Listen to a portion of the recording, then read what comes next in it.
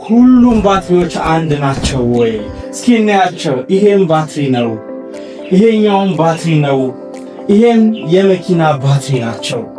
ስለዚህ እነዚህ ባትሪ ልዩነታቸው ምንድነው? ለምንስ መጡ የሚለውን ነገር ላይ እስኪ ይሄ እንደምታዩት ከሆነ የፕሪዝማቲክ ታይፕ የምንላቸው ባትሪዎች ናቸው። እዚህ ጋር የምናየው ሲሊንደሪካል የሚባለው የኤሌክትሪክ መኪና ባትሪ ነው። ቅርጹ ነው ሲሊንደሪካል እንዲባል ያስባለው። ወደዚህ ጋር ስንመጣ እቺ አነስ ያለች የምትመስል ባትሪ ነገር ግን ጠቀሜቷ በጣም ጉልህ የሆነውን ነገር ላይ ልንገራችሁ። ይህ የሃይብሪድ መኪና ባትሪ ነው። የሃይብሪድ መኪና ባትሪ ኬሚስትሪው ራሱ ከነዚህ ይለያል። የነዚህ የሊቲየም አየን ባትሪ የሚባሉ ሲሆኑ ይሄ ደግሞ ኒኬል ሜታል ሃይድራይድ ይባላሉ። የኒኬል ሜታል ሃይድራይድ ባትሪ ነው።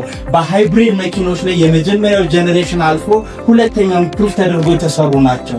ጥቅማቸው የኤሌክትሪክ መኪና እንደማድረግ ማለት ነው። የኢንተርናል ኮምበሽን ኢንጂን ሃይብሪድ ላይ ያለውን ማገዝ ነው ስራቸው። ስለዚህ ይሄንን በመጠቀማችን ከ30% በላይ ኤፊሺየንሲ መኪናችን ላይ እንጨምራለን። ነገር ግን ሁሉ ጊዜ የሃይብሪድ መኪና ያለው ሰው ኤሌክትሪካል ባትሪው ሜንቴናንስ የሚደረግለት አይመስለውም። የመጣበትን ኬዝ ልንገራችሁ። የመጀመሪያው ትልቁ ነገር ላይ እያንዳንዱ ባስ ባር የምንላት እዚህ ተርሚናሎች ላይ ኮሮድ አድርጓል። እንደምታዩት በጣም ዝጓል። ከሚገባው በላይ ከሚባለው በላይ እጅግ በጣም ዝጎ ታገኙታላችሁ። ዛገ ማለት ነው ከረንት ሲወጣ እዚህ ጋር ሬዚስታንስ ቢውል ያደርጋል። ስለዚህ ቻርጅም ሲደረግ እኩል ከረንት ወደ ባትሪ ፓኩ ስለማይገባብን ሴል ኢምባላንስ ያመጣል። ሴል ኢምባላንስ መጣ ማለት ደግሞ ጉልበት የመኪናውን ይዝብናል። ቻርጅ ሲደረግ አልቀበል ይላል። ለባትሪ ማኔጅመንት ሲስተም ትልቅ ችግር አለበት ብሎ ያስባል ማለት ነው። እነዚህ ኮሮድ በመሆናቸው ምክንያት የመጣውን የሴል ኢምባላንስ ደግሞ እስኪ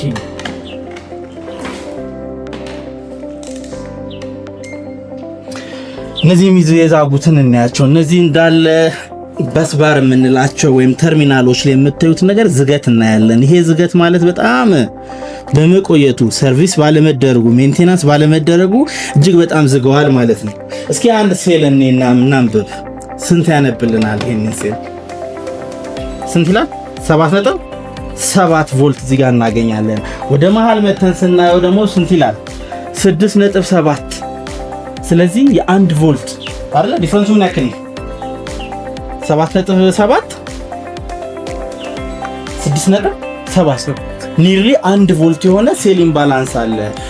በኤሌክትሪክ መኪኖች ላይ 1 ቮልት ማለት በጣም ትልቅ ነው። ከ0.3 ሚሊ ቮልት በላይ ኢቭን 0.1 0.2 ራሱ ምንድነው ትሬሽሆልዱ ነው ወይም ደግሞ በቃ ሊሚት ሊዘጋ የሚችልበት መጠን ስለሆነ ነው። የሃይብሪድ መኪናቸው ያላችሁ ሰዎች ዋካችሁ እንደዚህ አይነት ጉዳት እንደዚህ አይነት ችግር ከማጋጠሙ በፊት ሜንቴናንስ ይደረግላቸዋል። ፋን አላቸው። እነዚህ ፋኖች የራሳቸው የሆነ በኤር ዳክት የሚቀዘቅዙ ናቸው። ይሄው ምን ያክል እንደቆሸሸ ምን ያክል ክሎግ አድርጎ እንደዛገ ማለት ነው። እነዚህ ነገሮች ላይ መጽዳት በየጊዜው ምን መደረግ አለባቸው? ሜንቴን መደረግ አለባቸው።